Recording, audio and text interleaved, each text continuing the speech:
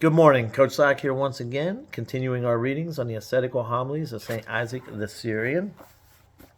I believe we're on day 35, continuing homily 4. We are on page 149. If you intend to dedicate your soul to the work of prayer, which purifies the understanding, and to night vigil in order to acquire an illumined mind, betake yourself far from the sight of the world, sever all intercourse, and even on seemingly good pretext, do not allow friends to visit you in your cell, as is the custom, but only those who think and live as you do and are your fellow initiates.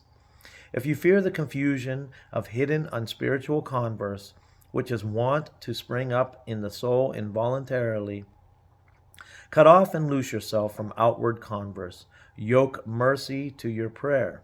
There's a footnote here in the Syriac. The sentence could be read as following: yoke the virtues to your prayers, and your soul will see the light of truth. For insofar as the heart ceases to be disturbed by recollections of external things, to such an extent can the mind receive the astonishment that arises from understanding the meanings of the verses of Scripture. For it is an easy matter for the soul to exchange one converse for another, if we strive to show even a little diligence and patience. To exchange one converse for another, occupy yourself with reading books that will make plain to you the subtle pathways of ascetical discipline, of divine vision, and of the lives of the saints, although you may not sense the sweetness of this at once, owing to darkness caused by recollections of things close at hand. And when you stand up to pray and say your rule of prayer, instead of thinking what you have seen and heard in the world, you will find in your mind the divine scriptures you have read. And this meditation will make you forget worldly things. In this manner, your mind will come to purity. And herein lies the meaning of the following: reading assists the soul when she stands in prayer. And also, from reading, the soul is enlightened in prayer. Instead of confusion from without, reading provides the soul with material for the different kinds of prayer. This material is the truthful insights that suddenly enter the mind by reason of wondrous recollections of what was read. For how many times has the power of theoria, aroused by reading the Scriptures, astonished and stupefied the mind, even during prayer, and left it standing motionless. This power is also wont to cut off prayer itself by its sweetness, as I have said, to embrace the heart with stillness, and to silence the thoughts of the heart by arresting the members of both body and soul. What I say is known by those who have experienced this very thing in their souls, who have entered into its mysteries and have not learned of it from others, or stolen it from writings which can so often falsify the truth. Thus, as was said, by reading the soul is enlightened anew and helped always to pray assiduously and without confusion. So, some very helpful things on this page that St. Isaac is mentioning right off the bat. Again, we have to always take into context that these homilies and these writings were probably intended for other ascetics. But of course, as since prescribed and recommended by the Holy Fathers, those of us lay people living in the world can also use it for our own edification. But sometimes I think it's important, for instance, when he's saying, do not allow friends to visit you in your cell, these types of things, keeping yourself far from the sight of the world. Obviously, it's more of an ascetical setting that he's directly addressing right there. But again, I think we can use it when we should know that we gotta, who we keep company with is very important. I had a youth football coach once who used to say, he said, Brian, if you lie down with dogs, you're going to rise with fleas, And I kind of always remembered that. It's like who you keep company with, right? And he goes on to say, only those who think and live as you do and your fellow initiates. So, when we're young, this is what I often tell our students. A lot of times our friendships are based on geography. It's like, if you live on a street and you have neighbor kids around your age, it's a natural thing to become friends with them. But as you get older and mature, sometimes your interests are not the same.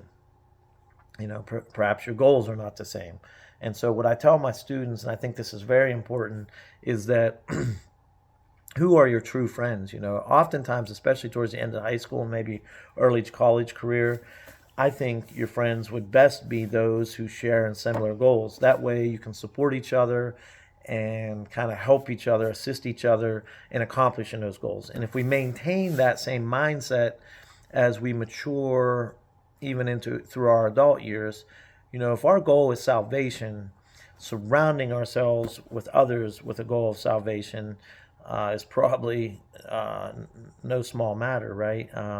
If we're keeping company with those who are going to degrade our goals or defeat our goals or to try to pull us away from our goals, that's not very supportive. And we all need support, and that's where a direct relationship with God every day, because in the end, for our soul's salvation, the relationship with God is the most important thing, and that's the seed He planted inside of us.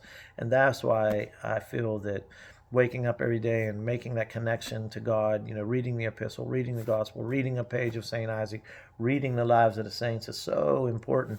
And that's what St. Isaac's mentioning here.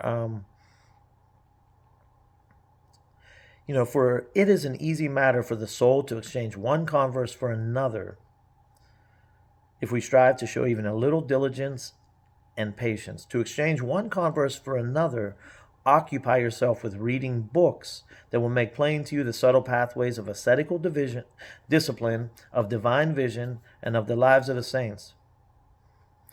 So again, he's saying, maybe removing yourself from the distractions of the world and the social media and our smartphones and the news channels and even gossipy conversations, or even conversations that may or not are necessarily bad. Maybe we have tasks for the day, or maybe we have some things, left over from yesterday. Again, these aren't, we learn from the past, we prepare for the future, but we have to be in the present where love and, to empower us with the virtue of discernment and self-control and self-discipline, and have a clear mind during our tasks that we're about to encounter, connecting with God, theoria, theosis, clearing our mind of the distractions, allowing us to live in the present and stuff, is going to make us more efficient throughout the day. And he cautions kind of, although you may not sense the sweetness of this at once, owing to darkness caused by recollections of things close at hand. So again, these things may not manifest themselves immediately. You're utilizing the mysteries of the church, following prayer rules and reading edifying works and going to vigils and like I said, participating in the mysteries of the church, communion, confession, because you're still kind of, it makes me think of Bruce Lee. If you watch some of his interviews, one of his famous interviews, he's like, first empty the cup, right? It's like, if our mind's already full, if our cup is already full of water and someone tries to add some, it's just going to flow over. And I tell my students this all the time. When you come into the mat room or the classroom or wherever we're doing that day, first empty your cup, or no matter where they go, whether it's other classrooms or other wrestling clubs, they go to a wrestling camp, their school practices, empty their cup, because if our mind is already full of itself, thinking about things we just got done doing, or thinking about things we're going to do, or got our own thoughts, or we're full of ourselves, and someone tries to add something to it, some knowledge or some technique or some instruction, it's just going to overflow. It's not going to go in there. We're not going to be able to absorb it, right?